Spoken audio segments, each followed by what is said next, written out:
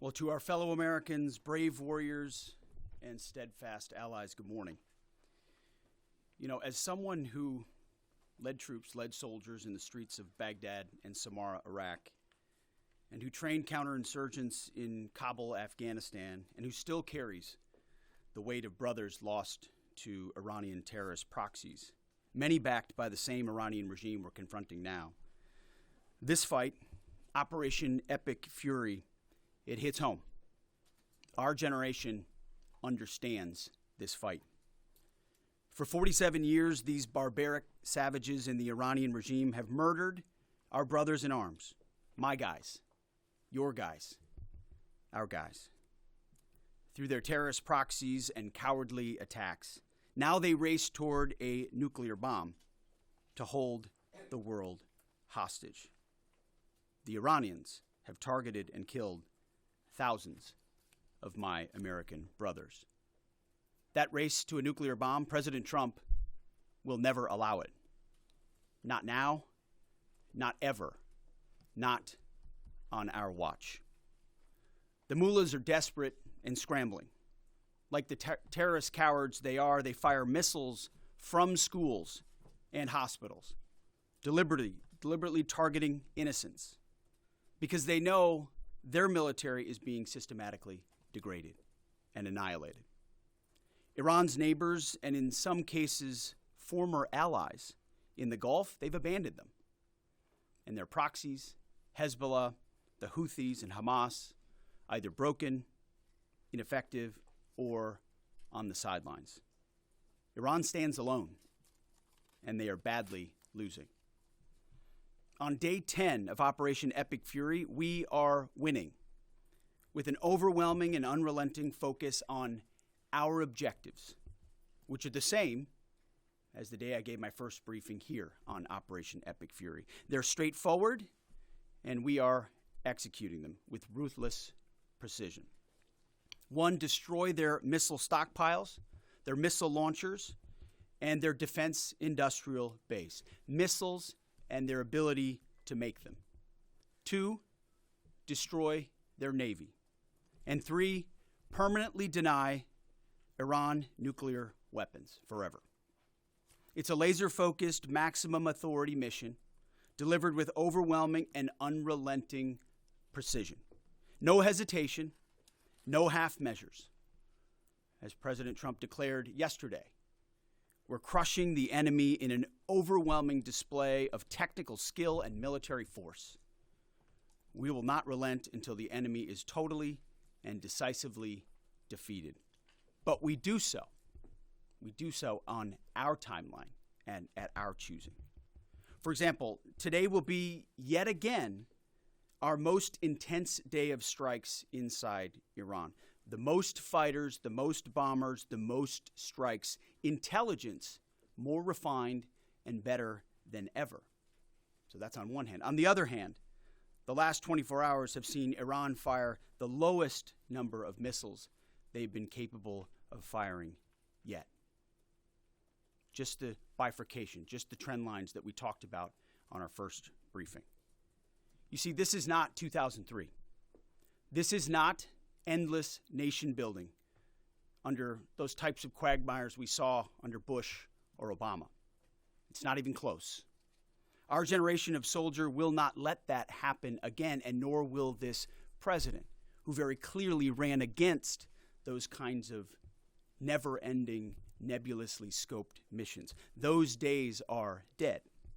Instead, we're winning decisively with brutal efficiency, total air dominance, and an unbreakable will to accomplish the president's objectives on our timeline.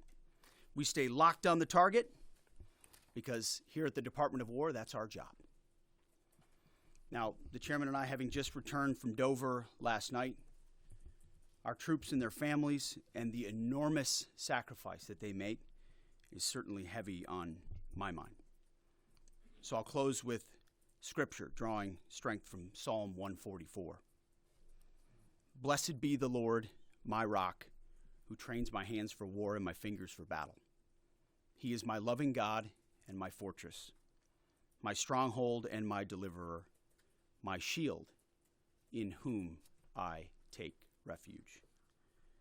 May the Lord grant unyielding strength and refuge to our warriors, unbreakable protection to them and our homeland, and total victory over those who seek to harm them.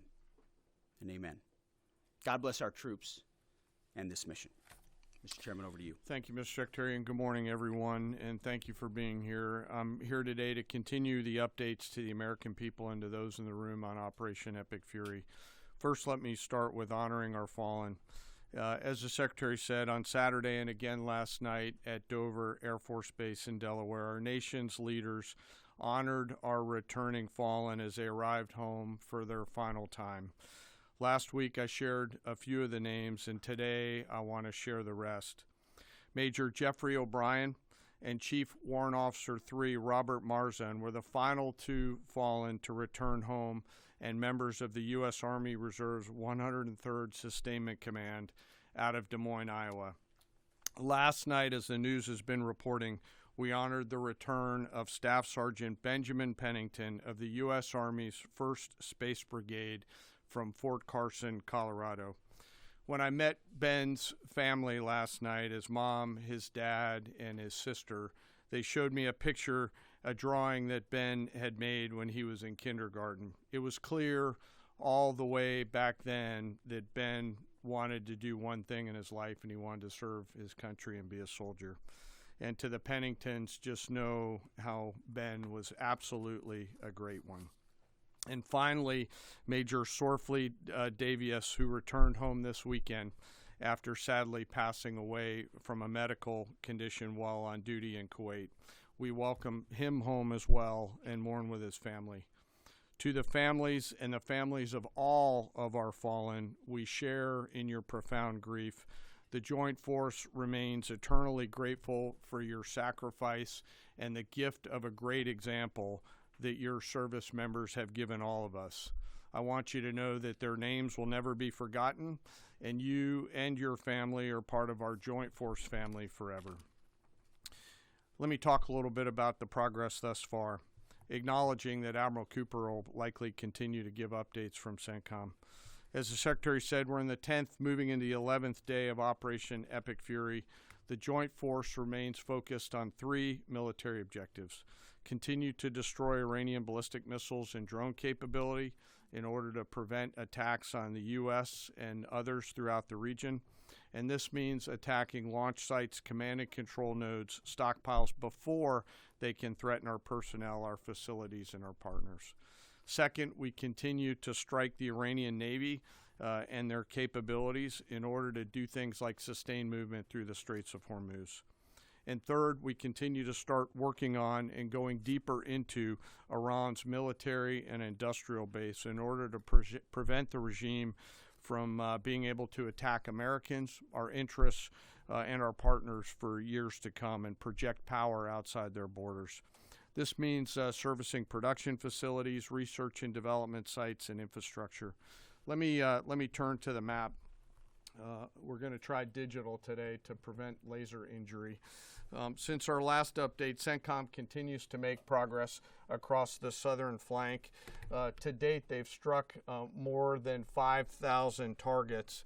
U.S. Strategic Command bombers recently dropped dozens of 2,000-pound GPS penetrating weapons on deeply buried missile launchers across the southern flank.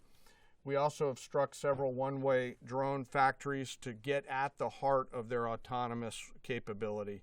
And of course, alongside our regional partners along the southern flank, continue to execute intercepts against one-way attack drones using fighters and attack helicopters. Our strikes mean we've made significant progress in reducing the number of missile and drone attacks out of Iran. Ballistic missile attacks continue to trend downward, 90% from where they've started, and one-way attack drones have decreased 83% since the beginning of the operation. A testament to our air defenders and our air defense systems, and as I said, our partners in the region continue to do great work as well. Second, we're making substantial progress towards destroying the Navy. In the first 10 days of the conflict, we're more than 50 Iranian naval ships into the campaign using a combination of artillery, fighters, bombers, and sea-launched missiles. As Admiral Cooper noted last Thursday, we struck and sank an Iranian drone carrier ship, and U.S. CENTCOM continues today to hunt and strike mine-laying vessels and mine storage facilities.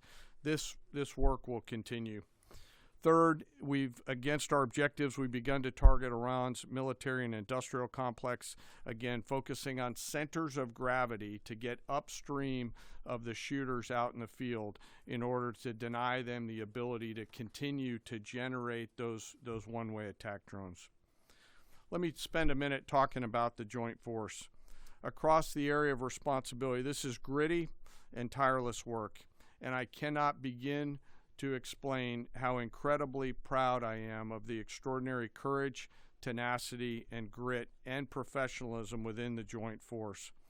Last time I had a chance to talk about the Army's incredible logisticians who are out there sustaining the fight. Today I want to highlight a few groups of sailors. First, I want to thank the men and women of the Ford Carrier Strike Group and their families, and let all of them know how grateful I am for their leadership and service. The crews on board this strike group have already been endured months at sea only to get their deployment extended. These exceptional Americans, rogered up, all supported by their families, continue to stand the watch, taking the fight to the enemy over and over again, night after night. Aboard ships like the USS Ford and the Abraham Lincoln are a special group of sailors I want to highlight today. These are the men and women, the sailors up on the roof running operations on the flight deck. With an average age of the early 20s, these are the unsung heroes of naval aviation. These young sailors, known for wearing yellow shirts, are in charge of the catapults, taxiing jets around on the flight deck, shooting jets off the front end, and recovering jets off the back end. They are literally involved with every single movement on the roof on an aircraft carrier. They are the last ones that a naval aviator sees before getting shot off the front end, and the first one that a naval aviator sees after safely trapping on the back end. And just for a minute, imagine you're standing on that aircraft carrier flight deck. There's 30 knots of wind in your face. The deck is slippery, covered in grease. It's noisy. There are propellers spinning. There's jet blast everywhere. The helicopters are running. Your head is on a swivel, and you're trying to direct a multi-million-dollar fighter into a 1-foot square box so that those naval aviators can be shot off into the black of night to go do America's work. Those jets are fully loaded with missiles and bombs, and they are a world-class team combined with the naval aviation and the aviators in those jets. This beautiful symphony of American spirit is the definition of perfectly organized chaos. And these crews do it every single time the carrier is at work. Oh, by the way, in the middle of the night and oftentimes in the pouring rain. These are dedicated young people who take the road less traveled to serve their great nation, doing the deeds that we need them to do. America's enlisted force is the pride of every nation's military, certainly ours, and the envy of every other one as well. Each and every one of them out there across the Joint Force are extraordinary, and in particular today I want to highlight the yellow shirts. Ladies and gentlemen, our work continues. It'll continue to be difficult. I ask every American to keep our deployed force and their families in our thoughts. Combat deployments can be tough on the force and the families, and it's important that we continue to remember that. I remain deeply humbled by the 2.8 million members of the Joint Force, and I'll end where I started, and that's remembering our fallen and their families whose sacrifice will be felt forever. And with that, I'll take some questions with the Secretary. A beautiful symphony of American spirit. Well said, Mr. Chairman. Thanks, sir. And I will just note that no other country in the world is capable of executing what the chairman just described, day after day, night after night, unrelenting. Well said. Thank you. Yes, sir. Alexandra Ingersoll, One America News. You talked talked, Mr. Secretary, you talked at the conference in Florida on Thursday that there was a 90% missile capabilities degradation and 83% drone degradation, and I know the chairman just repeated those numbers. We've seen the most amount of fighting these past 5 days. Is there any update to those percentages? And also, are you able to give any quantification of degradation to the enemy's nuclear capabilities yet?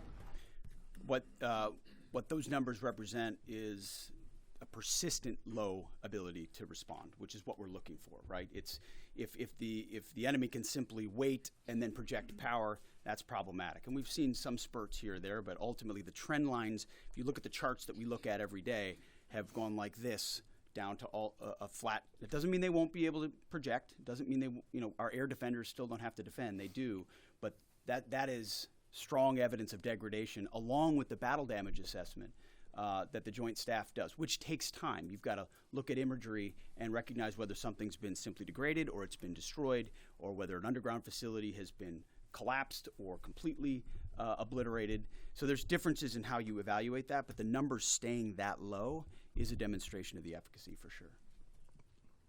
Yeah, Ryan.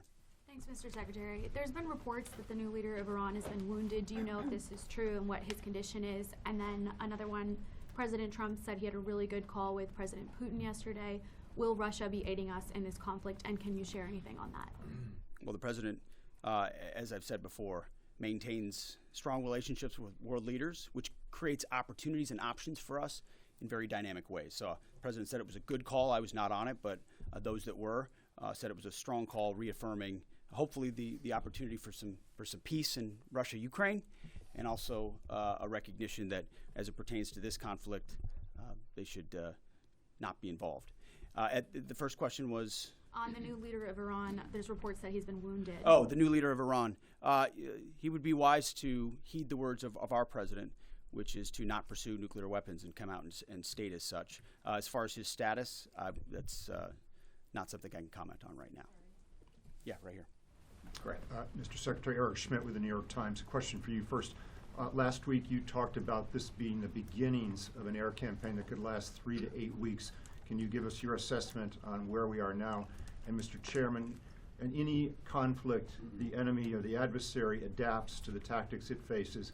Can you talk about the most challenging adaptation the Iranian military has made to the U.S. military? What challenges are you facing most right now? Thank you. I appreciate the question. Where we are is in a very strong place, giving the President of the United States maximum options. And from the beginning, from this podium, we haven't stated how long it will take. Our will is endless. Ultimately, the President gets to determine the end state of those objectives, right? But what he's said continually, and I want the American people to understand, is this is not endless. It's not protracted. We're not allowing mission creep. The President has set a very specific mission to accomplish. And our job is to unrelentingly deliver that. Now, he gets to control the throttle. He's the one deciding, he's the one elected on behalf of the American people when we're achieving those particular objectives. And so it's not for me to posit whether it's the beginning, the middle, or the end. That's his, and he'll continue to communicate that. What we serve him as is we give him updates on a daily basis of exactly where we are so he can make that determination on the throttle. Mr. Chairman. Thank you for the question on adaptation. As you're right, no plan survives first contact with the enemy or Murphy. They're adapting, as are we. Of course, we have very entrepreneurial warfighters out there. I'd rather not, for operational security reasons, tell them what's working. So I'm not a not answer that question based on that. But we are watching what they're doing, and we are adapting faster than they are. Are they more formidable than you anticipated, General? I mean, I think they're fighting, and I respect that, but I don't think they're more formidable than what we thought. Secretary Erickson, thank you. Jordan Conrads from the Gateway Pundit. Axios reported, citing U.S. and Israeli sources, that the U.S. was not happy with strikes on 30 fuel depots in Iran. While this is anonymous sourcing, it seems kind of congruent with what President Trump said yesterday, that there's certain spots they don't want to hit relating to energy infrastructure that would take a long time to rebuild. And whether this reporting is true or not, what's your message to Americans, those who supported the president and those who aren't really in favor of this war and who worry that Israel might be taking advantage of the U.S.'s backing. And then for Mr. Chairman, for you, I wanted to ask, when you say that we're moving inland, what capabilities does Iran have to shoot down jets over their land? And would that trigger some kind of rescue operation that could risk a bigger ground operation? Well, I would just state by saying Israel's been a really strong partner in this effort. Where they have different objectives, they've pursued them. Ultimately, we've stayed focused on ours. But what Iran has felt is the power of the world's two most powerful air forces.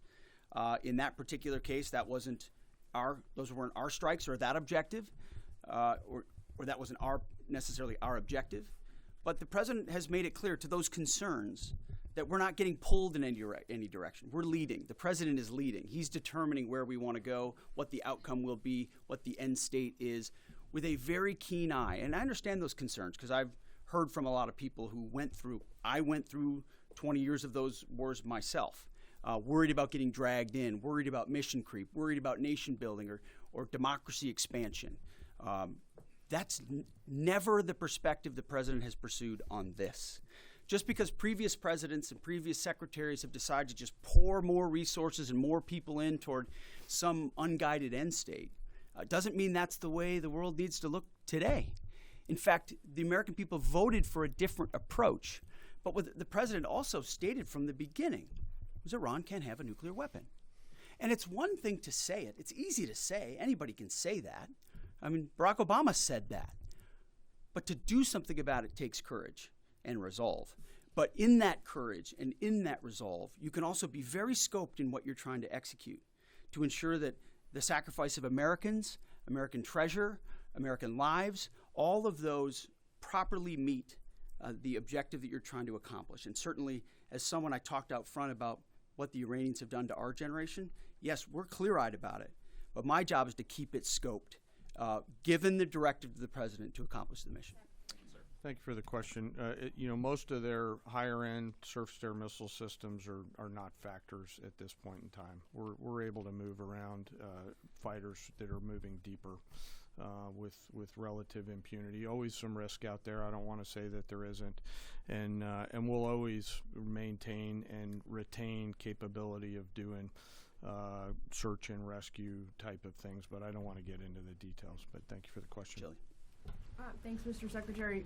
President Trump told our team on the ground early this morning that the thing that has surprised him the most during the course of this operation so far has been the Iranian regime attacking countries that are not attacking them. I'm curious if that surprised you as well. And General, curious if you were open to the possibility of escorting vessels through the Strait of Hormuz, and if you could describe some of the challenges of doing so. Big mistake by the Iranian regime to start targeting its neighbors right away, exposing who they are and what they're all about, indiscriminate targeting, flailing recklessly at the beginning. I can't say that we anticipated necessarily that's exactly how they would react, but we knew it was a possibility. And I think it was a demonstration of the desperation of that regime then and that regime now, that they still think their pathway out is to try to alienate their Arab partners even more, who've instead decided to come to us and have been willing to go on the offense, have been giving us access, spacing, and overflight in a new partnership that will continue to remake the region the way that President Trump did with the Abraham Accords. So you're pushing those countries in our direction to support this effort, further alienating Iran. And I think it's worth underscoring. I see in the media banners that say, war expanding or war spread. It's actually the opposite. It's actually quite contained, and more of those countries are coming on side, recognizing that you can't live under a conventional umbrella with nuclear ambitions with a radical regime like that. Again, properly scoping the objectives in the process. And then you want to talk about the Strait? Sure. On the potential, if tasked to escort, we'll look at the range of options to set the military conditions to be able to do that. And then, like we always do with every potential mission, come to the Secretary and the President with both what are the resources required, what is the command and control required, and what are the risks, and how do we mitigate those risks. So we're looking at a range of options there, and we'll figure out how to solve problems as they come to us. But I would reiterate also to add to what the chairman said, the truth the president posted last night about that, saying if Iran does anything to stop the flow of oil within the Strait of Hormuz, they will be hit by the United States of America 20 times harder than they have been hit thus far. He goes on to say, death, fire, and fury will rain upon them. You've seen the truth and read it. But he takes very seriously the condition of that straits. We have capabilities that no other nation on earth has, and we're certainly working with our energy partners across the administration to control for that. That's part of that scoping of this. The world needs to understand this doesn't have, this isn't intended to be, nor is it something that will expand. We know exactly what we're attempting to achieve here, scoped properly, and the American people can count on that for sure. Thank you so much, Secretary Hegseth. President Trump has long said that he wants to minimize the loss of life in war, which wherever it occurs in whatever country, which so many people obviously appreciate. Can you detail the specific measures the Pentagon is taking to minimize civilian casualties and strikes inside Iran? And secondarily, is the Pentagon prioritizing replenishment of precision-guided munitions, long-ranged strike weapons, or air defense interceptors? And can you share any details on which systems are being prioritized? Yeah, seeing it from the inside every single day, including this, no nation takes more precautions to ensure there's never targeting of civilians than the United States of America. From the boat strikes in the Caribbean, where every single strike is assessed to this campaign here, no nation in the history of warfare has ever attempted in every way possible to avoid civilian casualties. And frankly, that's a point that just isn't appreciated enough. Where things happen that need to be investigated, we will investigate. To the question shouted in the back, that it's not open source is not the place to determine what did or did not happen. We take things very, very seriously and investigate them thoroughly, which takes time, and which is why it does take time. But ultimately, unlike Iran, who targets civilians indiscriminately, who we've seen in the intel moving rocket launchers into civilian neighborhoods, near schools, near hospitals, to try to prevent our ability to strike. That's how they operate. And then they set the targeting of drones and missiles toward civilian targets, hospitals, hotels, airports. CENTCOM's been very good about putting that information out. That's how terrorist regimes fight. They target civilians. We do not. And I can tell you this administration and this Pentagon focuses on that very, very closely. Go ahead, You right will here. hold someone Thank you. accountable if it turns out that that Sir, was a this US morning munition the that hit Iranian school? government is saying a lot. They continue to say they're prepared for a long war. If that's the case, what could you tell the American people as far as the steps the Department of War is taking to make sure our troops have the protection and the resources they need as the mission continues? I think there's one thing I can sleep quietly at night knowing is that we're giving every resource humanly possible to our troops on the front lines to ensure they're protected. In fact, as I said in that first press briefing, even before we set the offense, we set the defense. We made sure we had the ability to defend, and then we moved as many Americans off the bases and into other places as possible. So as this progresses, the chairman, or the question was asked of the chairman about how the enemy adapts. Well, of course, we adapt too in real time. And to watch our warriors iterate on air defense and interdiction, on drones and missiles and how we get after it, it's incredible how they refine the tactics, bring in new assets to find different ways of getting at emerging technologies. So that is one of the things we're laser focused on every day. Yes, we're going on offense more effectively than any country in human history, but we're also ensuring that in every way possible we're defending the best Americans we have who wear our uniform, no doubt. Let's do one more. Thanks, Secretary Hegseth. The president has indicated that maybe the operation will wrap up sooner than he thought it was going to. What's the plan once the U.S. stops military action? Will the U.S. play a role in the aftermath, or will they leave Iran to sort it out? Ultimately, the aftermath is going to be in America's interests, our interests. We won't live under a nuclear blackmail scenario of conventional missiles that can target our people, which is why the objectives have been scoped from the beginning. Missiles, missile production, a defense industrial base, Navy, all in service of ensuring they don't have nuclear power projection capabilities. That's what matters to President Trump. That's what matters to the American people. And ultimately, that's why we're so laser focused on ensuring those objectives and those objectives alone are met. Thank you. I appreciate it. Thank you. Support your local PBS station. Your local station needs you now. Your generous financial support is more critical than ever to keep your local PBS station strong. Make a gift today to continue to provide a home for the NewsHour and other programs you rely on.